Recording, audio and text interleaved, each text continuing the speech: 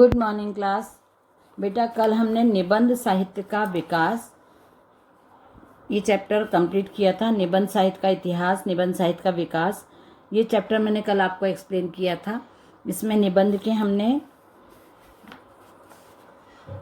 विधाएं जो मतलब निबंध क्या होता है और निबंध के प्रकार क्या होते हैं, निबंध की शैलियाँ क्या होती हैं और निबंध हिंदी निबंध विकास के समय को हमने पढ़ लिया था।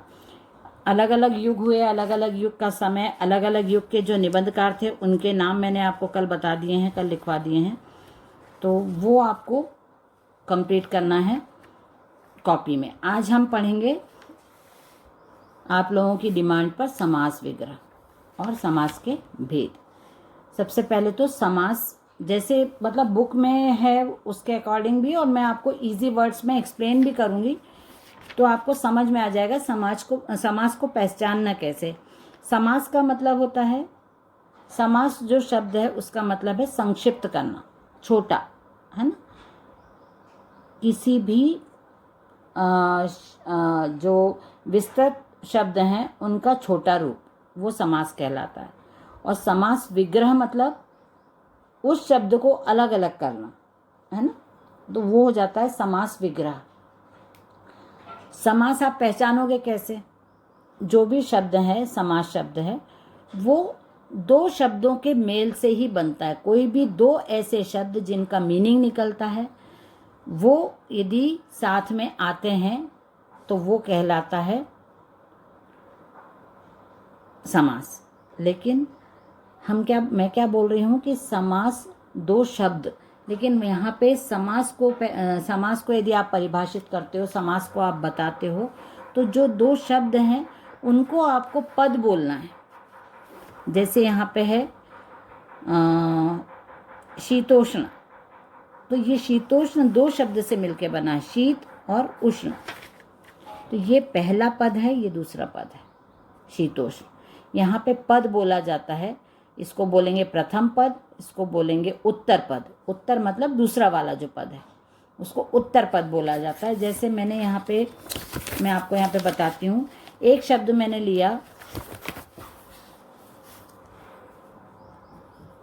चंद्र दर्शन, यह है समास शब्द। क्योंकि सॉरी, आपको दिख रहा है कि नहीं, क्योंकि चंद्र और दर्शन दो वर्ड्स हैं। पहला वर्ड है चंद्र, दूसरा है दर्शन, दो वर्ड्स हैं यहाँ पे देखो। तो मैंने आपको पहले ही बताया दो पदों के मेल को या दो शब्दों के मेल को समास कहते हैं, समास बनता है। तो यहाँ पे हैं दो शब्द, चंद्र का मीनिंग अलग निकलता है, दर्शन का मीनिंग अलग निकलता है। दो ऐसे शब्द जो मीनिंगफुल हों, कोई भी दो शब्द नहीं उठा सकते हो। चंद्र पहला शब्द है, चंद्र दूसरा है दर्शन, तो पहला जो शब्द रहता है उसको बोलते हैं प्रथम पद। प्रथम पद। और ये दूसरा वाला जो है इसको बोलेंगे उत्तर पद। द्वितीय नहीं बोलेंगे, इसको बोलेंगे उत्तर पद, बाद वाला। पहला वाला प्रथम पद, बाद वाला दूसरा वाला उत्तर पद, और दोनों के मिला के क्या बन गया यहाँ पे? चंद्र दर्शन। इसको हम बोलेंगे यहाँ पे समस्त पद। क्या बोलेंगे इसको? ये समस्त। ये जो समस्त पद बना है ना, ये समास है। ये समस्त पद, प्रथम पद उत्तर पद दोनों को मिला के बना समस्त पद, इसको समास बोलते हैं। लेकिन हर शब्द को समास नहीं बोलते हैं। समास 6 होते हैं, इनको अलग अलग नाम दिए जाते हैं। इसलिए जो आखिरी में जो शब्द बनता है चंद्र दर्शन, ये इसको समास बोलेंगे। लेकिन कौन सा समास बोलेंगे वो भी आपको बताना पड़ेगा। 6 प्रकार के समास होते हैं, हम आगे पढ़ेंगे। लेकिन अभी मैंने आपको समास को कैसे आप पहचानो, कैसे आप समझोगे कि ये शब्द समास है। दो पद होते हैं, दोनों पदों को मिला के जो हमको उत्तर प्राप्त होता है उसको बोलते हैं समस्त पद। प्रथम पद, उत्तर पद और समस्त पद, ये समस्त पद क्या है? समास है। इसकी परिभाषा, दो या दो से अधिक पदों के योग को समास कहते हैं। समास की प्रक्रिया में आए दोनों पदों के मध्य के योजक, संबंध बोधक, परसर्ग आदि विलुप्त हो जाते हैं तथा नया संक्षिप्तीकृत पद बनता है। दोनों पदों को मिला के और बीच में जो भी हटाया जाता है, तुलसी, जैसे यहाँ पे है कर्णपुत्री, तो हम कैसे पहचानेंगे इस शब्द का मीनिंग? कण्व की पुत्री, जब आप की हटा दोगे तो ये शब्द बन जाएगा कर्णपुत्री। ये है समास। प्रतिदिन, प्रत्येक दिन, प्रतिदिन मतलब हर दिन, रोज रोज, प्रत्येक दिन, तो प्रत्येक दिन को यदि मिलाते हैं तो प्रतिदिन शब्द बनता है। प्रत्येक, यहाँ पे इसका एक का विलोप, विलोप मतलब हटाया जा रहा है उसको। हरित तृण, हरित तृण ये वर्ड बना, इसको हम यदि विग्रह करेंगे, हरे रंग का तृण, तृण मतलब घास, हरे रंग का घास, ये हटा दिया हमने का, हरे रंग का तृण, हरित तृण बना दिया शब्द। शीत उष्ण, शीतोष्ण शब्द को यदि अलग अलग करते हैं, शीत और उष्ण, शीत और गर्मी, ये बन गया शीतोष्ण।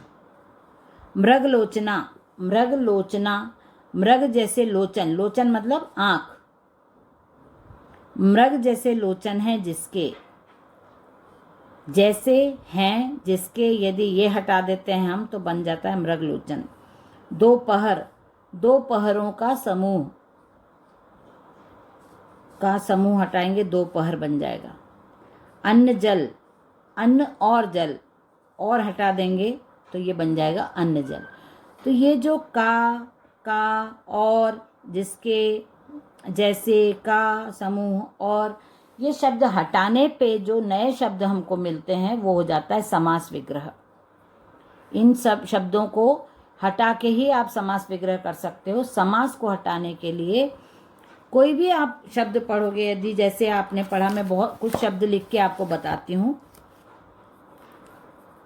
जैसे है तुलसीदास, और है देश प्रेम, सत्याग्रह, और है शरणागत। ये शब्द दो शब्दों से मिलके बने, आपने देखा होगा ये जो दो शब्द हैं ये दो पदों से मिलके बने हैं, तुलसीदास, तुलसी और दास। तो यदि तुलसीदास को आप विग्रह करोगे तो कैसे करोगे आप? तुलसी का दास, क्या बोलोगे? तुलसी का दास। बीच में क्या लगाया आपने? का, तभी आपको समझ में आया कि शब्द क्या है, तुलसी का दास।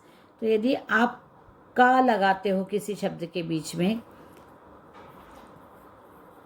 देश प्रेम, देश प्रेम, देश प्रेम को विग्रह कैसे करोगे? देश से प्रेम, बीच में क्या है? का, सॉरी से, का से। सत्याग्रह, अलग अलग करो इसको, सत्य के लिए आग्रह, के लिए लगाया हमने बीच में, तभी हम इसको विग्रह कर पाए। शरणागत, शरण में आगत मतलब आया हुआ, यहाँ बीच में में लगा दिया। अब आप इन वर्ड्स को पढ़ो, का से के लिए में, ये शब्द हैं कारक शब्द, कारक चिन्ह। कारक आपने पढ़े होंगे 6 में, 7th में, 8th में। किसी भी दो शब्दों को जोड़ने के लिए बीच में जो चिन्ह लगाए जाते हैं उनको कारक चिन्ह कहा जाता है। कर्ता ने, करण से, के, ने, से, में, पर, हे, अरे, है ना। कर्ता ने कर्म को, कर्ता ने कर्म से, करण को, ऐसी इसकी विभक्ति है पूरी। और इनको कारक या विभक्तियां कहा जाता है। के, ने, से, में, पर, ये 8 होते हैं। और संबंध कर्ता, कर्म, करण, अधिकरण, संप्रदान, संबोधन, हे, अरे, ये सब रहता है इसमें। तो ये विभक्ति पूरी आप लोगों ने पढ़ी हुई है। और ये जो विभक्ति या फिर कारक चिन्ह जो होते हैं के, ने, से, में पर, ये यदि आप समास शब्दों के बीच से हटाते हो तो समास विग्रह हो पाता है। किसी भी शब्द को आप अलग अलग, विग्रह मतलब अलग अलग करना, अलग अलग करते हो और बीच में के, ने, से, में, पर, के लिए ऐसे शब्द आते हैं तो वो समास शब्द हैं और उनको विग्रह करने के लिए आपको कारक चिन्हों का उपयोग करना पड़ेगा। तो ये मैंने आपको बता दिया अभी कुछ शब्दों के प्रयोग से कि समास आप कैसे पहचानोगे। अब हैं समास के प्रकार। समास के प्रकार होते हैं 6। अव्ययी भाव समास, तत्पुरुष समास, कर्मधारय समास, द्विगु समास, द्वंद्व समास और बहुब्रीहि समास। सबसे पहला है अव्ययी भाव समास। अव्ययी भाव समास के कुछ शब्द आप पढ़ो। यथाशक्ति, प्रतिदिन, भरपेट, भरसक, प्रत्येक। पहले भी हम देख चुके हैं कि 2 पदों के मेल से ही समास बनता है। तो यथाशक्ति शब्द आप देखो, प्रथम पद है यथा, द्वितीय पद है शक्ति। और यदि आप इसको अलग अलग करोगे तो शब्द आएगा शक्ति के अनुसार। बीच में क्या आ गया? के। यहाँ पे भी आपने कारक चिन्ह का यूज किया है। पर, यथाशक्ति, भरपेट, प्रतिदिन, भरसक, प्रत्येक, जितने भी यहाँ पे शब्द दिए हुए हैं उनको आप कैसे पहचानोगे कि यही अव्ययी भाव समास है? कैसे पहचानोगे आप? इसकी परिभाषा में एक बार आपको पढ़ के सुनाती हूँ। जिन सामासिक शब्दों में प्रथम पद प्रधान और अव्यय होता है तथा उत्तर पद संज्ञा विशेषण या क्रिया विशेषण होता है, वहाँ अव्ययी भाव समास होता है। प्रथम पद है हमारा यथाशक्ति। यथाशक्ति में प्रथम पद है यथा, द्वितीय पद है मतलब उत्तर पद है शक्ति। तो प्रथम पद प्रधान मतलब इंपॉर्टेंट होता है प्रथम पद, और अव्ययी होता है। अव्ययी भाव समास या अव्ययी शब्द कौन से होते हैं? जो उपसर्ग के रूप में यूज किए जाते हैं ऐसे शब्द हमेशा। और दूसरी बात यह है, अव्ययी शब्दों की स्पेशलिटी ये होती है कि ना वो किसी लिंग के लिए बदलते हैं ना वो किसी वचन के लिए बदलते हैं। मैं आपको एक्सप्लेन करती हूँ। यथा, प्रति, ऐसे शब्द हैं जो एक लिंग कितने होते हैं? स्त्रीलिंग और पुल्लिंग। दो लिंग होते हैं। तो मैंने बोला कि अव्ययी शब्द होते हैं वो दोनों लिंग में नहीं बदलते हैं। तो जैसे आपने लिया प्रति, तो जो प्रति शब्द है वो लड़की के लिए भी आ जाएगा। लड़की प्रतिदिन मंदिर जाती है, लड़का प्रतिदिन मंदिर जाता है। स्त्रीलिंग में क्या आ जाएगा? लड़की। और पुल्लिंग में क्या आता है? लड़का। ठीक है। स्त्रीलिंग में क्या आ जाएगा? माँ। और पुल्लिंग में क्या आ जाएगा? पिता। माँ प्रतिदिन मंदिर जाती है, पिताजी प्रतिदिन मंदिर जाते हैं। माँ प्रतिदिन ऑफिस जाती है, पिताजी प्रतिदिन ऑफिस जाते हैं। माँ प्रतिदिन पूजा करती है, पिताजी प्रतिदिन पूजा करते हैं। अब ले लो यहाँ पे यथा शब्द। माँ ने यथाशक्ति चढ़ावा चढ़ाया, पिताजी ने यथाशक्ति चढ़ावा चढ़ाया। माँ ने यथासंभव कोशिश की, पिताजी ने यथासंभव कोशिश की। लड़की ने यथासंभव प्रयास किया, लड़के ने यथासंभव प्रयास किया। यथा शब्द लड़की के लिए भी, लड़के के लिए भी, माताजी के लिए, पिताजी के लिए मैं यूज कर रही हूँ बार बार। आपको समझ में आ गया होगा। पिताजी प्रतिदिन मंदिर जाते हैं, माताजी प्रतिदिन मंदिर जाती हैं। किसी भी लिंग में यथा, प्रति, भर ये शब्द बदला नहीं। चाहे अब वचन देख लो। आप वचन कितने होते हैं? 2 वचन होते हैं, एक वचन और बहुवचन। एक वचन में प्रतिदिन यूज करके बताती हूँ और बहुवचन में। एक वचन में लड़का आ जाएगा और बहुवचन में क्या हो जाएगा, लड़के। लड़का प्रतिवर्ष पिकनिक पे, लड़का प्रतिवर्ष वैष्णो देवी जाता है। ये प्रतिवर्ष, लड़का प्रतिवर्ष वैष्णो देवी जाता है, लड़के प्रतिवर्ष वैष्णो देवी जाते हैं। एक वचन के लिए भी प्रतिवर्ष यूज किया, बहुवचन के लिए भी प्रतिवर्ष यूज किया। ठीक है। लड़का प्रतिदिन पढ़ाई करता है, लड़के प्रतिदिन पढ़ाई करते हैं। एक वचन बहुवचन, लड़की प्रतिदिन मंदिर जाती है, लड़कियां प्रतिदिन मंदिर जाती हैं।